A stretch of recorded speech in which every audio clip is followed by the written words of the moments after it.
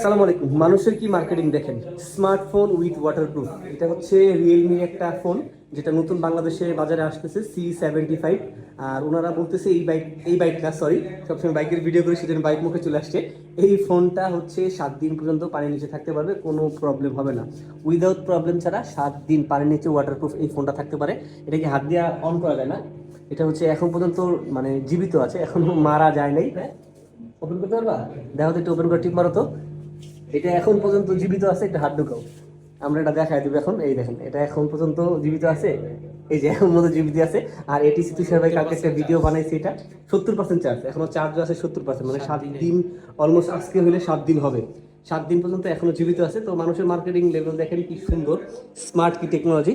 আর Realme মোটামুটি ভালো কাজ করতেছে যতটুকু শুনছি। সো দেখতে পারেন বা পারচেস করতে পারেন যারা এরকম ওয়াটার প্রুফ, নদী সমুদ্রের নিচে থাকার চেষ্টা করেন, তাদের জন্য এই ফোনগুলা প্রেফার করলাম।